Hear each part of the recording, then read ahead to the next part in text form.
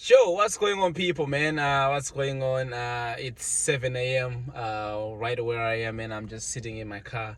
And so let me see if I can turn the lights off. It's lights on, see if it's gonna help with the video. But I just wanted to make a quick video on Joao Pedro, man, because it's a here we go. It's been announced by both David Ornstein and Fabrizio Romano. Now, these are my take here. Uh, Listen, man, I don't know. I don't know.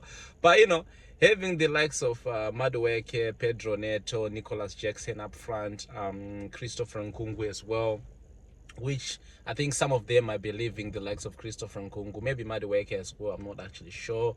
I think we need to strengthen a little bit, up top. And it's one of those things where we're going into a season where we're going to be playing Champions League. We're going to be playing, obviously, FA Cup, Carabao Cup. So there's going to be so many games that we need to win.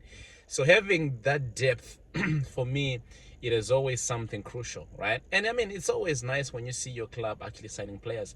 But having to see this deal for Jamie Gittens and Joao Pedro, the way that Chelsea have actually done it and make sure they sign them, shows me that the Mike Maignan deal was never on the table. They do these things to make the fans feel like, oh, we're finally going for experience. We're finally going for somewhat of what fans wants to see. I remember even when they did the Victor Osimhen, I thought they were going to sign him.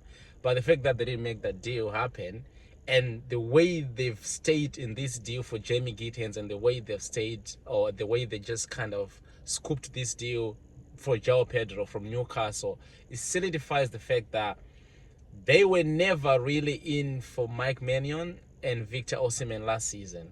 But hey, when we talk about experience and Premier League proven players, that's when we talk about Joao Pedro. Even when he was playing in Watford and then he went to Brighton, listen, he's the kind of guy for me.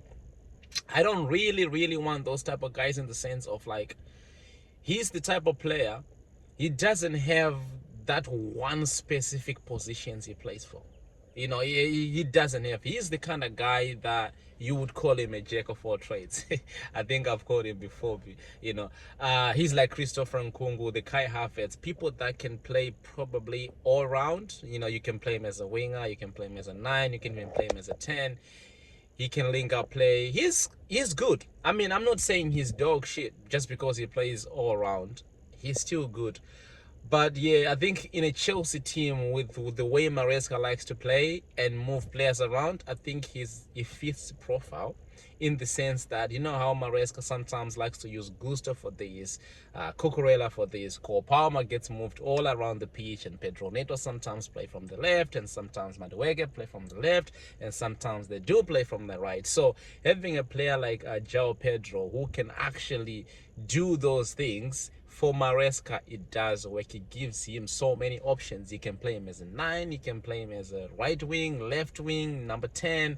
He can even play him as a attacking midfielder in case maybe we want to rest the likes of Enzo Fernandez or even Caicedo. He can play in those. I think at one point at Brighton he played as a left back. Now, I'm not saying I want to see him as a left back, but it just kind of makes the point I'm trying to put out there to say he can play in different positions. So I don't mind that deal. And for once, I'm actually glad that we signed someone from the Premier League, because yeah, Jamie Gittens is coming from Dortmund, and I know what that can be like. You're buying players from different leagues, and then they might not end up performing the way the Premier League really requires. The physicality, the fast of the game, stuff like that. But yeah, man, I'm not buzzing like, yeah, we made it, but I'm also like 50-50. Like, I understand why we signed him. I understand his attributes, and I do understand that with Maresca it will work. So yeah, I'm not as much as I'm not over the moon for the deal, I'm still kind of on the fact that I do understand why the deal has been done.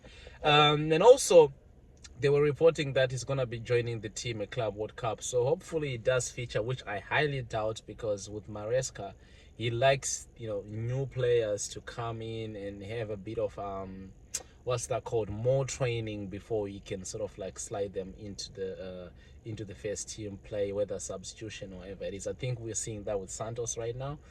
He's the player that we all want to see play, but Maresca is kind of saying like, no, we need to give him time. So I understand that part, but this is also part of preseason, because if they start training now, we're not gonna have that big of a preseason, because obviously of the Club World Cup. But if he joins now, it'll be good. And I think Jamie Giddens is already there, because Dortmund were playing in the Club World Cup. So yeah, man, I don't know if we are going to go and sign up another player, maybe a centre back, but I don't think we're going to sign a midfielder. I don't think we're going to sign another forward player. So maybe one more player would be maybe a left back, or, it's back up for Cucurella, or maybe a centre back. But either way, I'm good. So yeah, people, make sure you do subscribe to the channel, and I'll see you guys on the next one.